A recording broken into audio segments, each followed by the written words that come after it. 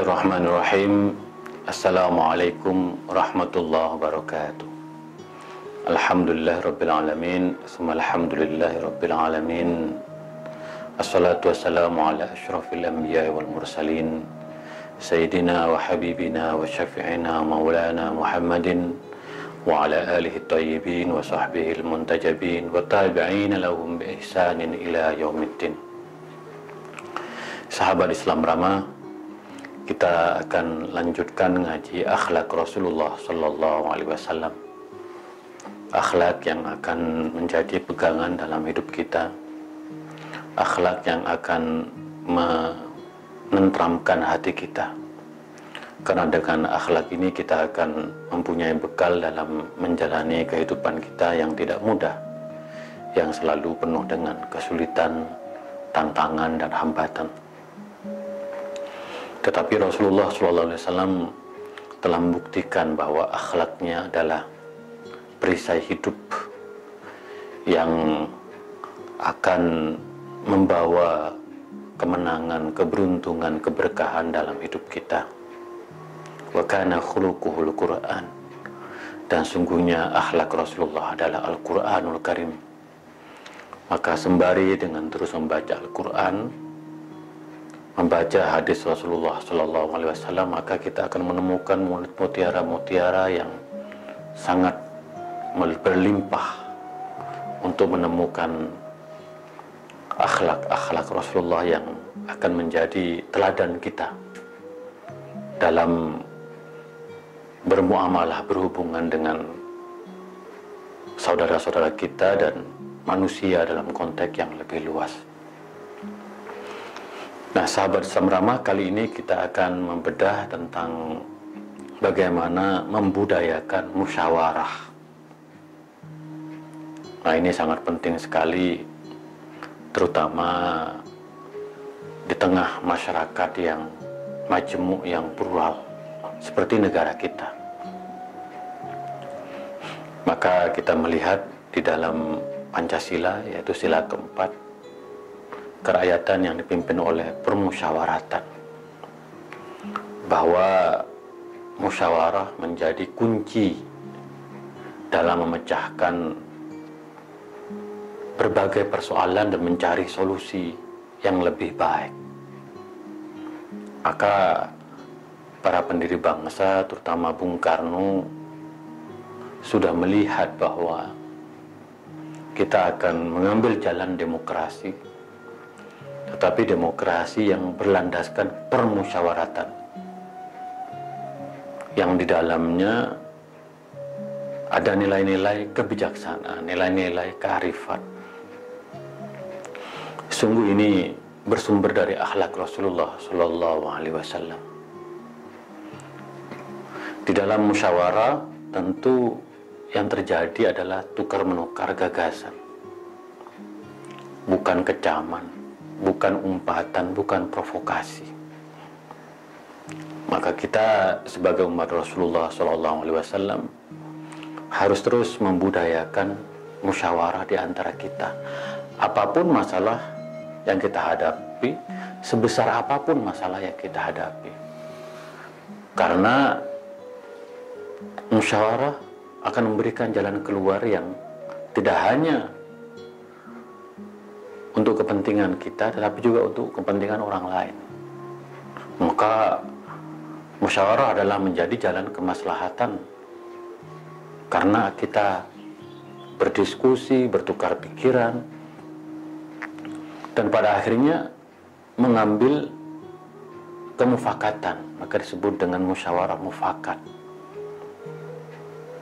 Rasulullah adalah teladan bagi kita semua. Bayangkan, Rasulullah adalah Nabi, adalah Rasul yang menerima wahyu dari Allah Subhanahu wa Ta'ala. Segala ucapannya sebuah kebaikan, sebuah kebenaran. Tetapi Rasulullah sendiri tetap bermusyawarah. Karena apa? Karena itu memang menjadi firman Allah Subhanahu wa Ta'ala. Wa amruhum syura bainahum. Dan hendaklah dalam memecahkan berbagai persoalan, maka kita harus mengutamakan syura, wa amruhum syura bainahum. Maka kita harus duduk bersama, menyampaikan pendapat secara terbuka. Tidak boleh menang-menangan, tidak boleh gontok-gontokan, apalagi main hakim sendiri. Ini adalah perintah Allah kepada baginda Rasulullah SAW, kepada kita semua sebagai umat Rasulullah. Mari budayakan musyawarah dalam memecahkan berbagai persoalan, terutama persoalan bangsa yang besar ini. Tidak mungkin tantangan dan masalah yang dihadapi kita sekarang di tengah pandemi hanya diselesaikan oleh satu orang. Tidak mungkin, dan itu mustahil. Maka wa amruhum syura bainahum. Dan Rasulullah juga diperintahkan dalam Al-Quran, wasyawirhum bil amri. Hendaklah Muhammad, kamu selalu bermusyawarah dengan orang yang berada di sekitarmu dalam segala hal. Kenapa? Karena dalam ayat ini, fabima rahmatin minallah, karena sungguhnya musyawarah itu adalah bagian dari rahmat Allah kepada kita semua. Kita ini adalah khalifah, kita ini adalah hamba Allah, keturunan Adam yang paling mulia dan dimuliakan oleh Allah. Diberikan akal budi, diberikan hati nurani, maka kita diminta untuk selalu bermusyawarah. Rasulullah diperintah langsung oleh Allah, wasyawirhum fil amr. Maka dalam banyak peristiwa perang yang dihadapi Rasulullah, perang Badar adalah perang yang sangat besar. Rasulullah meminta pendapat dari para sahabat. Dalam perang Uhud, Rasulullah juga meminta pendapat para sahabat, bermusyawarah. Maka Al-Imam Al-Muwardi dalam Ahkam As-Sultani yang mengatakan salah satu prinsip dalam kekuasaan itu adalah musyawarah. Dan musyawarah itu adalah adu gagasan, bukan adu otot.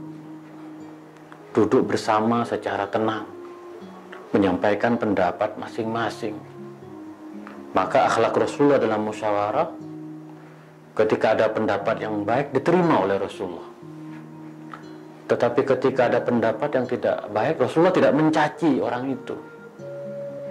Rasulullah selalu mendengarkan, memberikan penghormatan kepada siapapun yang menyampaikan pendapat. Maka kalau kita bermusyawarah, jangan menganggap hanya pandangan kita yang paling benar. Kita harus buka kedua telinga kita, kedua mata kita, mendengarkan pendapat orang lain, menyimaknya. Kalau ada kebaikan, maka kita ambil. Kalau ada keburukan, jangan kita caci orang itu. Itu adalah akhlak Rasulullah SAW dalam bermusyawarah. Maka kata Rasulullah, al-mustasyar mu'taman. Orang yang suka bermusyawarah, maka pandangan-pandangannya itu dapat dipercaya. Atau sebuah persoalan yang dilalui melalui proses musyawarah, maka hasilnya akan jauh lebih baik, dapat dipercaya. Karena musyawarah melibatkan semua orang, semua pandangan ditampung, semua persoalan disampaikan, maka hasilnya akan diterima oleh sebagian besar orang. Maka dalam Pancasila kita rumuskan kerakyatan yang dipimpin oleh permusyawaratan. Negeri ini harus dibangun di atas budaya tradisi musyawarah. Sebagaimana Rasulullah telah mengajarkan kepada kita semua, yang dibimbing oleh Allah, wasyawirhum fil amri, hendaklah kalian bermusyawarah dalam segala urusan. Maka Imam Ali bin Abi Thalib karramallahu wajhah mengatakan, ni'mal mu'azara al-musyawarah. Begitu indahnya persahabatan, pergaulan kita atau perkumpulan kita komunitas kita kalau dibangun di atas fondasi musyawarah, kehidupan akan menjadi lebih baik. Maka Bung Karno mengatakan gotong royong. Gotong royong itu sungguhnya adalah musyawarah. Maka kalau budaya gotong royong ini akan terus hidup di tengah-tengah masyarakat kita, maka kita mempunyai satu budaya musyawarah yang tinggi. Duduk bersama menyelesaikan masalah yang kita hadapi. Pandemi COVID-19 ini kuncinya juga musyawarah, kerjasama. Semua pendapat harus didengarkan, diletakkan di atas meja, lalu digodok, dibicarakan, mencari solusi yang terbaik.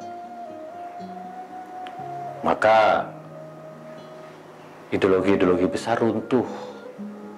Kapitalisme yang kita lihat sekarang di dunia barat runtuh di tengah pandemi COVID-19. Karena di dalam kapitalisme yang berkuasa adalah modal, adalah kapital. Siapa yang mempunyai uang banyak, dia yang berkuasa. Dan sekarang runtuh. Maka di dalam hasanah kita punya musyawarah, adalah gotong royong, adalah kebersamaan, kolaborasi di antara sesama warga bangsa. Nah, sahabat Islam Ramah, kalau kita masih mempunyai budaya musyawarah, maka kita mempunyai kesempatan untuk memecahkan masalah sebesar apapun, termasuk pandemi yang kita hadapi saat ini.